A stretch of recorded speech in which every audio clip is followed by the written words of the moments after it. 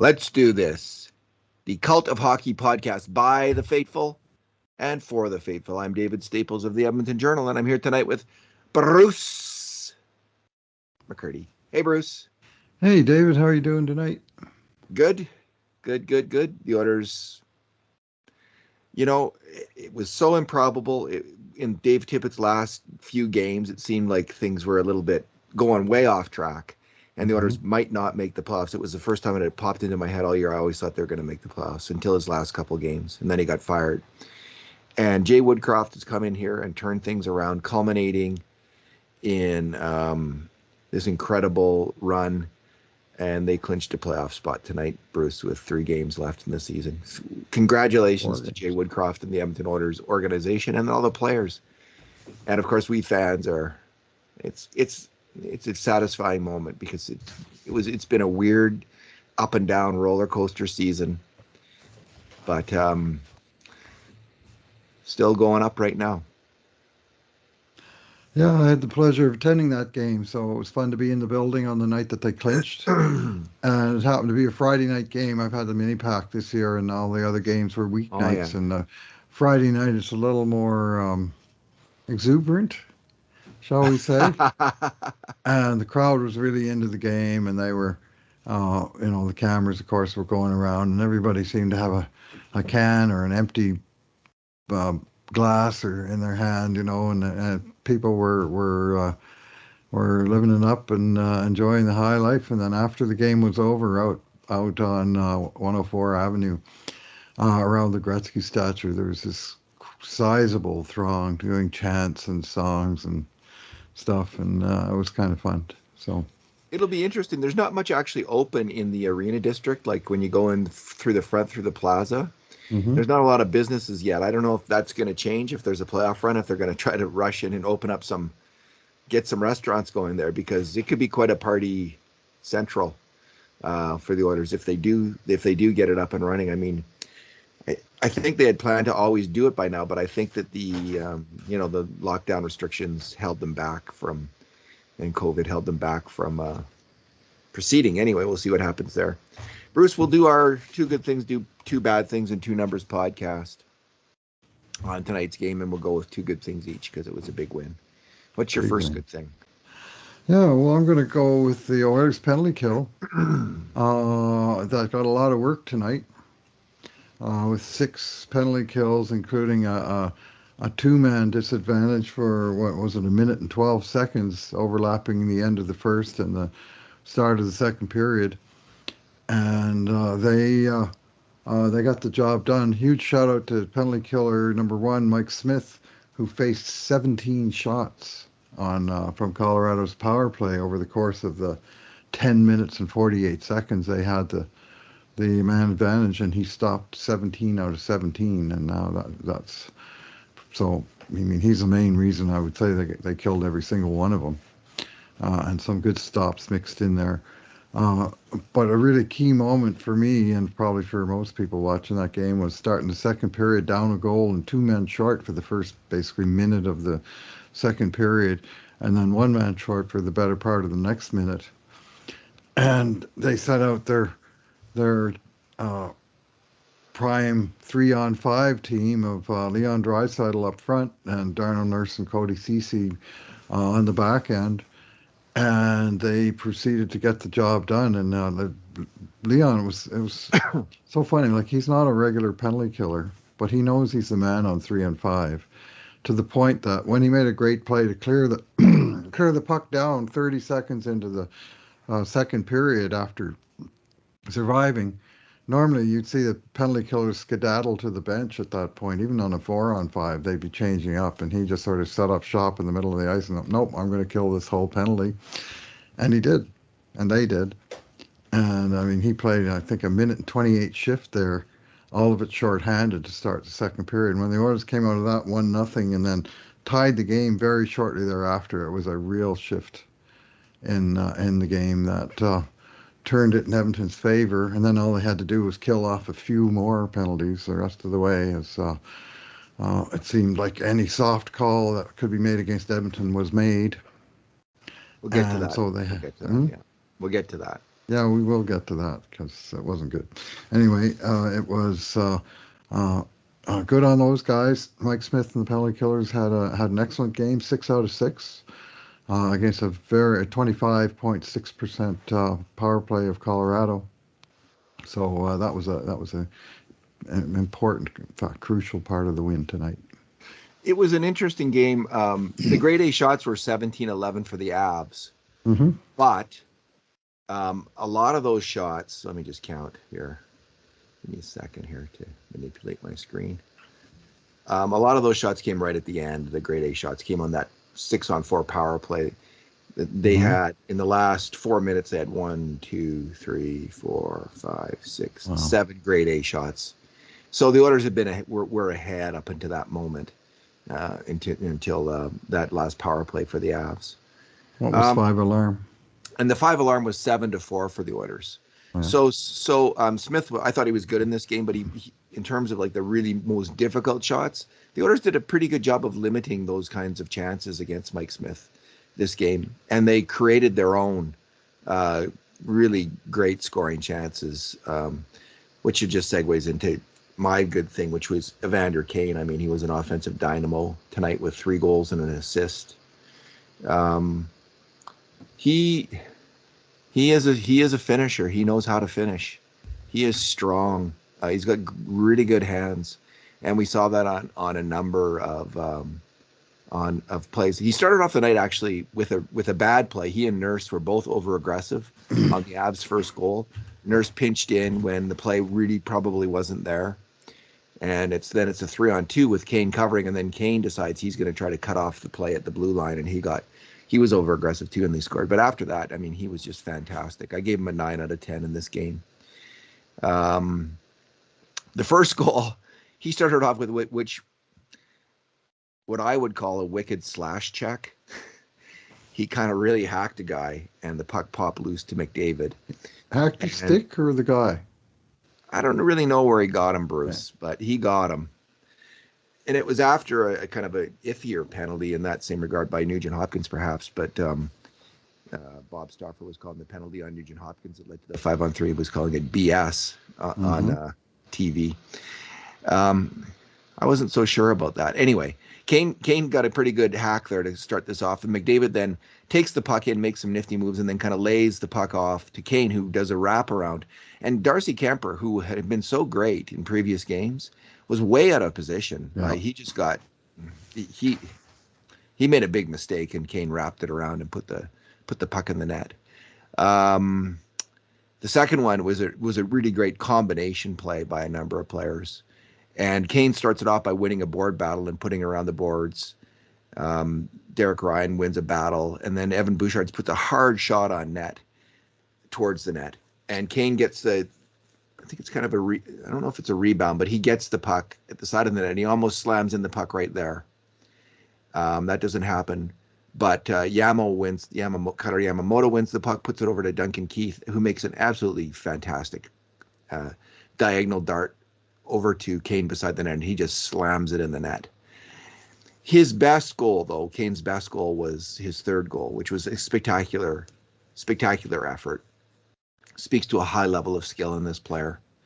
And Connor McDavid got a pass. Kulak put it up the boards, and McDavid got a pass in just outside the in the neutral zone, just outside the Avs end, and he made a very nice pass to Kane as he's moving in. But Kane then just went in there and deked. I think it was Josh Manson, and he deked the goalie and he scored.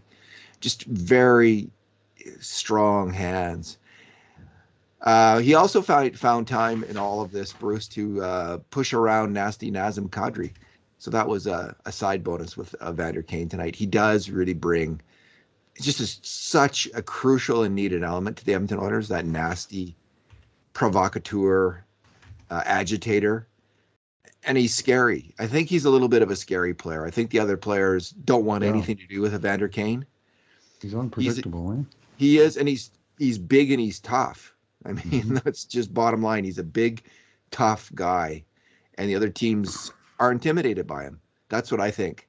And I never noticed it so much when he was on other teams, and we didn't see him that much. But seeing him game in, game out. There's no one really that wants to wants much to do with Evander Kane when he's getting rough and tough.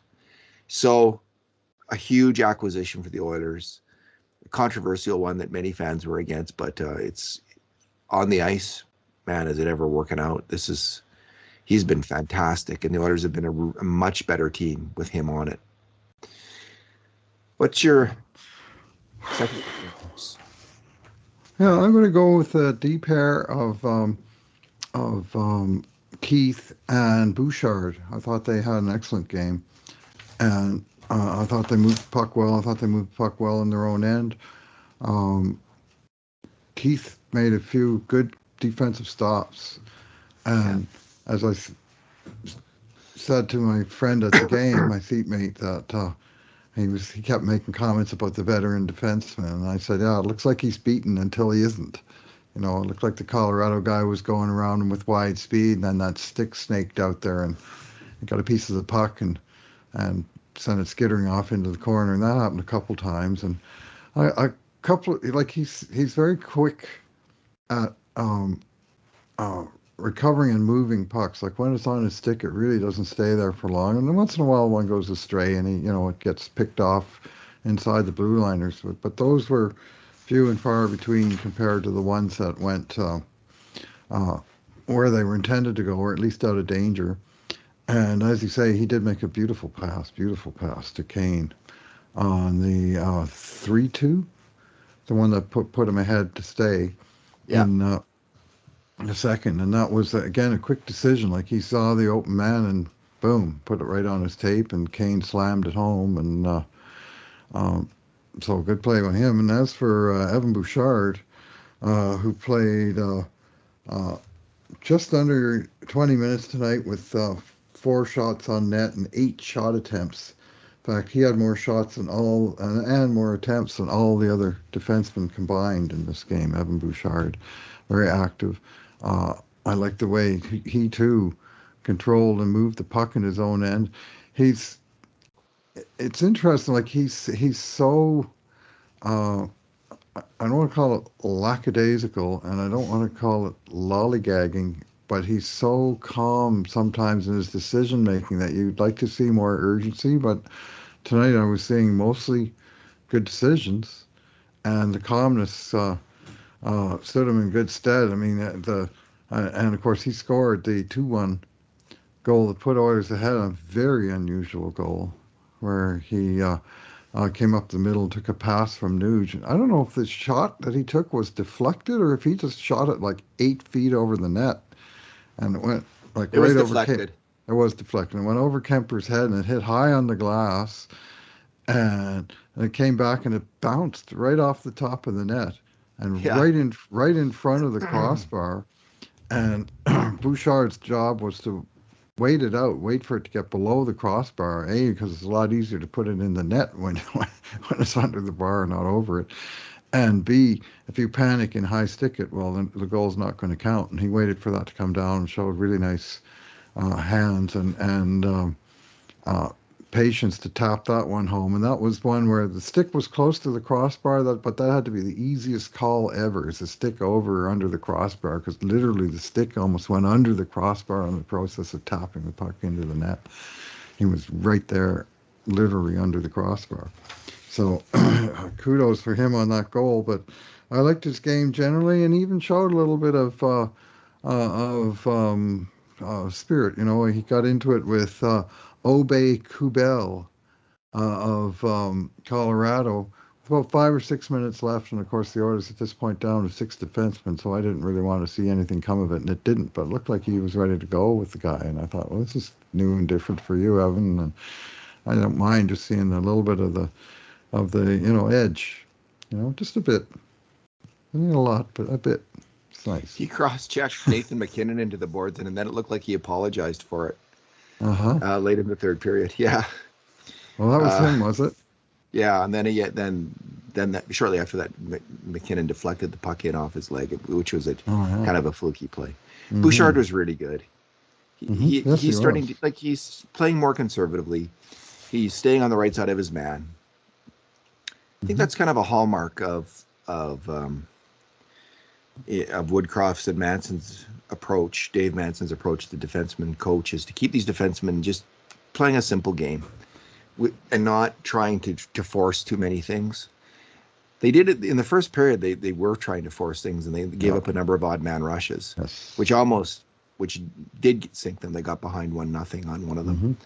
The 3-on-1 play where Nurse and Kane made the bad decisions, as I already said. But Bouchard has been making really consistent, good decisions in the last few games, and he kept a clean sheet tonight, which means not one major mistake on a grade A shot against. He was very strong.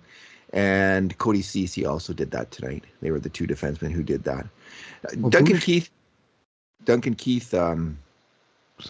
When you were there, Bruce, at the game, did you get a different impression of Duncan Keith? Like I was really, I got a better impression of him seeing him live, how active and fast he is, and maybe he's just playing well, but he just you can see how he reads the game. Yeah, yes. Quick more than fast, but he reads it well. Yeah. Evan Bouchard tonight at 5-on-5, he played about 15 minutes, and the Oilers had 27-12 in shot attempts, 15-5 in shots on goal, and 4-0 in goals. The goal that he was on for was a 5-on-6 situation with the goalie out. But was that a 5-on-6 or that was a power play? Well, the power play was over. How long had that been out?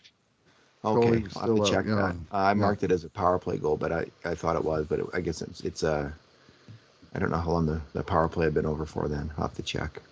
It had been over for about almost 30 seconds. All right. But they couldn't get the puck out. It seemed like a power play that just never ended, but yeah, it was like 30 seconds after the fifth guy was back on the ice. Change that right now then. Yeah. That was a bad luck play. Anyway, they are playing really well, right? And hopefully they will be the second pairing, not having to change that up and move Keith to the top pairing, although I don't know what they're going to do. Bruce, I'm going to do my bad thing and good thing together here because they're related. So my bad thing is Darnell Nurse getting injured. And it happened with 8 minutes left in the second period. He was battling at the side of the net, and it was a hard battle, and he went down to one knee in the battle. It didn't look like anything very jarring at all, though. It didn't look like there wasn't anything obvious or weird movement that made me think it was that serious. He gets up then, and he tries to charge up into the play, and he limps. Like he's got a hitch in his stride, and he can't do it. And he's kind of skated to the bench. So it looks like something with his legs or groins or something, something lower body, maybe his knee. We don't know. We don't know. And Reed Wilkins has reported, Woodcroft saying that we'll know more tomorrow. So it's extremely bad news, Bruce, to lose your top defenseman. And this segues though into my good thing.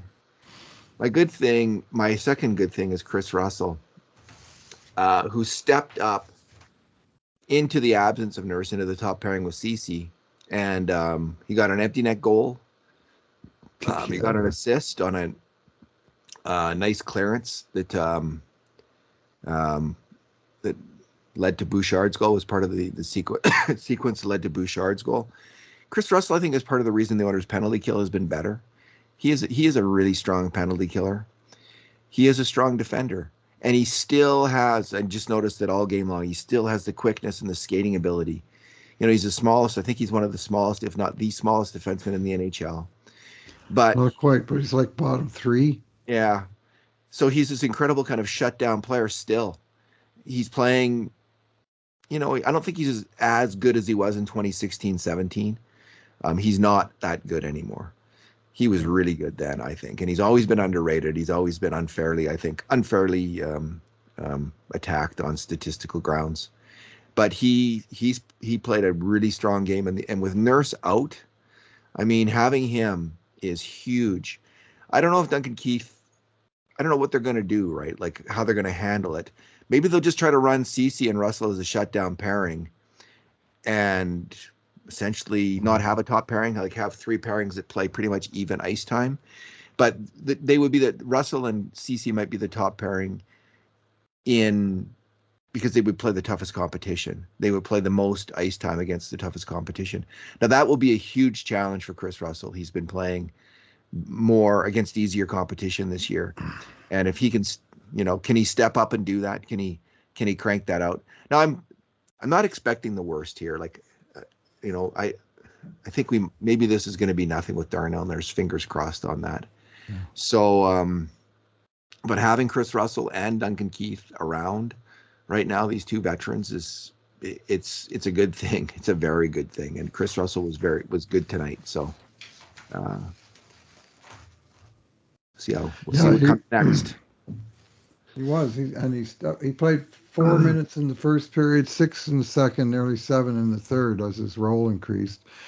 And he really showed the benefit of going with the 7D. If something does happen to a defenseman, then all of a sudden you're not left with, scrambling to run 2.5 pairs out there. They still had 3 full pairs, and rather than mess with either of the other pairs, they took the 7th D-man, and this is the advantage of having a guy so experienced, and just put him straight into the shutdown role. Like, he got promoted from 7th D to first pairing. You don't see that every day, but it was the right decision, I thought, and I thought he was great, frankly. I thought he was really, really good. He had 4 hits and 5 block shots, a goal and assist in this game, +1, and that empty net goal, like, Draisaitl won the face-off, and there was like a split second over by the sideboards, and Russell hopped on the puck, and bam, 160 feet right into the middle of the net. It was like Dave Lumley perfection, and into the center of the net, and that was that. With that one moment that went in, we all knew that Oilers were in the playoffs. And so anyway, but that was just the tip of the iceberg of what was a pretty strong performance for him. My worry is that if he would have to do that job for any length of time, he tends to break down, and he'll play good for a couple of weeks, and then things start to either go sideways or he gets nicked up a little bit, and it's hard to sustain. And this time of year, you're looking for 2 months worth of sustain. It's the goal, right? So it's good they traded for Kulak as well. I mean, and it shows the wisdom of that. Now the question is, who would they call up? Philip Broberry was back on the ice for Bakersfield after I think about a month-long absence. So he was back in the game tonight. They've got Niemelainen, of course, who I think has also been hurt. So it's not actually clear who would be getting the call up from Bakersfield to be the 7th defenseman. And it's a big drop off. Like, I mean, they needed a healthy Darnell Nurse. Yeah. And they're going to struggle. Anyway, we'll see what happens. Let's not catastrophize yet, or just see what happens next. Bruce, what is your bad thing? Yeah, I wasn't too happy with the performance of Mr. Referee and other Mr. Referee tonight. I thought that was a fairly one-sided game. 6 power plays to 2. And here we have Colorado leading the league in power play opportunities again. And one of the reasons seems to be they sure get a lot of soft calls that go in their favor. And there was a few tonight that, marginally you could say, it's technically that's a penalty. Well, okay, call them both ways, please, Mr. Referee. They called Nugent Hopkins for some kind of, with Oilers already short, for some kind of what they called a hook outside the blue line. But when McDavid has a breakaway and the stick comes up and into his hands as he's shooting the puck, why would we be watching that? It's only Connor McDavid on a breakaway. And the place went nuts at that point. And then I'm not sure if it was McDavid himself or who on the bench took an unsportsmanlike penalty, but that's really sort of piling on from the ref. Hey, I missed a call. You know what? I'm going to screw you over with another call. Give these guys a power play. Well, you wonder why my voice is hoarse? It's from that moment. Like that. If you're gonna sort of ignore a bunch of fouls on one team, you better bloody keep your ears closed when you skate past the bench. And if you're too thin-skinned that you can't let that go, then maybe you better be looking for a different profession. Sorry, that is weak. Did you hurl a clipboard at the ice? I did not hurl a clipboard. Just a few healthy, hearty boos. In watching the play of McDavid's breakaway, I think it was a penalty. It was a penalty. But it was the low ref, McDavid turned his body just at that moment, and the low ref couldn't see the contact. So it was going to have to be the high ref who called it. And I don't know where he was, because I really believe He that was and high. just in that moment, the low ref didn't see that play at all. So Yeah, he would have, I think he would have called it. I don't think he saw it. It yeah. was just a weird angle that he had. Now maybe he should have been at a different angle, but he wasn't. Hmm. I'm sure they know where they're supposed to be on the ice. Anyway, the other Yeah. ref was supposed to call it, and he didn't. It was kind of garbage time. So Yeah, well, I understand. I was starting to look it up, but I didn't get all the way through it. I understand Colorado's led the league in power plays for 5 years in a row, according to one source, and you kind of wonder what's going on there. I mean, they got skilled guys and so on, but like I yeah, say, they're I not even thought it. they're not even a California team, Bruce. Yeah, Don't they? They've got to make sure it's a California team that leads the league in power plays. it used to be Maybe Dustin that Brown's department. maybe that'll happen in the playoffs. So with LA leading getting most of the calls, so we can look forward to that. Hmm. Uh, Bruce, uh, number. What is your number? Okay, yeah, I'm going to go with X98, and the X, of course, is for Oilers clinching the playoff berth and getting the coveted X by their name on the NHL official standings. And the 98 is the 98 points that they've now accumulated with a record of 46 wins, 26 losses, and 6 other losses. So 666. Anyway, they have really excelled 23, 8-3 under Jay Woodcroft, including now 10, 1-1 in their last 12 games. And they're coming into the playoffs on a serious heater, kind of reminiscent of 16-17 when they made the hard charge at the end of the season and almost caught Anaheim for first place in the division. But to make it with a week to go and 4 games to spare on the slate, I mean, now they can go on this 2-game road trip with the game Sunday morning in Columbus and then Pittsburgh, uh, in a position where they can take the foot off the gas a little bit. And by that, I mean, they don't have to even send their whole team on the trip. Jesse Puljujarvi is having a little bit of a health problem. He's been sick twice in 10 days. Hey, take a couple days off, yes, so we'll be fine without you and if Nurse needs a little bit of time to recover, hopefully a little and not a lot, same thing. And it just allows them to shift their priorities a little bit. Clinching the playoff is the job. Now the job is now you want home ice advantage and you want to keep it going. But getting that X marks the spot. I mean, it was in doubt. It was in serious doubt at mid-season with the team really struggling for almost 2 month span there, and they've turned it around. They've turned it around with a real sense of purpose. Like I really got a sense tonight that once they got into the game, in the first period was a little bit iffy with some Odd man rushes, yeah. yeah, three major kind of great chances for Colorado that Smith stopped 2 of them. Mm-hmm. And then I just got the sense that the team was really pulling together and all pulling on the oars and bringing the ship home. And it's a different feeling in the building. And I got the same sense in a way watching the last couple games, the Vegas game and Dallas game in particular, and I guess the Nashville game as well. But tonight there was really sort of felt more a little bit the emotion in the building, and even from way down there on the ice from the players on the team, they're into it, and they're starting to really pull in the same direction. And I give a huge amount of credit to Jay Woodcroft and the rest of the coaching staff for what they've accomplished. Since they took over, Bruce, the Oilers have a 721 points percentage, which is third in the NHL. It's ahead of the Avalanche, who are .706. So they're only behind 2 teams in this time period. The Florida Panthers at 817, just hotter than hell. And the Calgary Flames at 743. The Oilers at 721. They're the third best team in the NHL under Jay Woodcroft.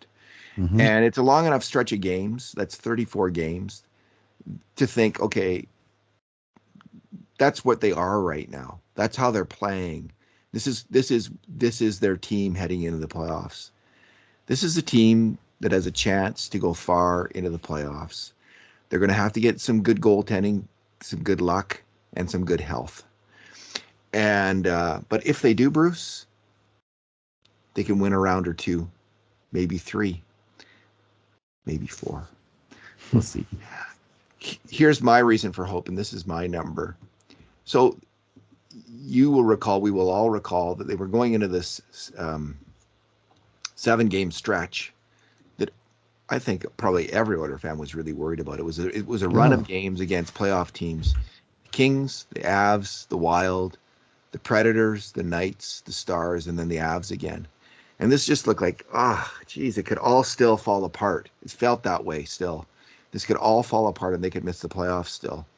That thought was in, I think, the heads of many a fan heading into that run. And I was thinking, if they can get 7 points in 7 games, I think I said it on the podcast, so that would be great. Well, they didn't get 7 points. They got 5 wins and a 1 loser point. So they got 11 points in those 7 games. And they outscored the opposition 24-14. So against all of these really good teams in their own conference, they had one of their best runs of the season, Bruce. So again, like, if people are feeling confident about this team and good about this team, makes sense to me, because they just played 7 very difficult games against every one of these teams.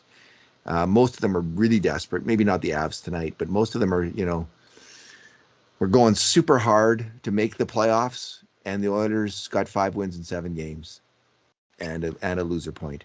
It was an outstanding run of play. It was the Oilers' best play of the season, like in terms of their performance defensively, especially. They have started to shut things down defensively in a way they were unable to do, especially in the last days of Dave Tippett, where they really fell apart. But I was hoping for 4 wins out of the 7 games. I was thinking of it like a playoff series. Take 4 out of the 7. It's a really strong test. And 8 points in 7 games is just kind of the NHL average anyway, with this silly Bettman point system that they run. So 7 and 7. I mean, they would have survived with that. But 5-1-1. And they entered the string with a 5-game winning streak. And my thinking at the time was, the 5 in a row, they're probably due for a little bit of a letdown just when they're playing real tough teams, and that'll make them pay for it. But really, I mean, Minnesota and otherwise, the 1 loser point they got was that 1-1 65-minute tie with Colorado that they lost in the shootout. So they didn't lose it in overtime. And otherwise, wins. So nice work. One other thing, even though he didn't have a spectacular night, he did get 3 assists, Connor McDavid. So he's got 116 points to Huberdeau's 113. So, and I think whoever wins the Art Ross should win the MVP award as well. That's the narrative I'm going to start pushing. Tied career high. It's a fight not just for the Art Ross, but for the Hart Trophy, the scoring race. Bruce, any other thoughts? Final thoughts on the night? Yeah, just wanted to clean up something from the other night, and I was trying to say nice things about Ben Stelter. I didn't quite get all my words right, but it was sure nice to see him on the big screen tonight. The crowd roared when they showed him on the big screen at the 8-0, celebrating the 8th win. Play La Bamba, baby, and it was good on him. What completely sort of slipped my mind, Layla Anderson is the name of the gal in St. Louis from 2019. And the song was Gloria. And that was a big deal in St. Louis. And I checked up on her, and she had a life-saving bone marrow transplant in 2020, and now she's in good health, apparently. So that's great. A story with a happy ending. And that is, of course, what we're fervently hoping for Ben Stelter. I mean, we don't know what's next for him, but as I said, sort of not perfectly, he might have a short life, but may he have a long life. I mean, we don't know how it's going to go, but we do know that he's living the best of life right now, and he's enjoying his time in the spotlight, and he's a delight. Yeah, I'm not exactly sure of his medical condition either, but you can see he's quite sick, like, and good good luck to the little guy. It's extremely inspirational, and it's just great to see him enjoying himself at these games, because he does appear to be actually really, having a great time. So it's very heartwarming. Bruce, let's leave it there for tonight. Okay. Thanks for listening, everybody. And in the meantime, and in between times, this has been another edition of the Cult of Hockey podcast.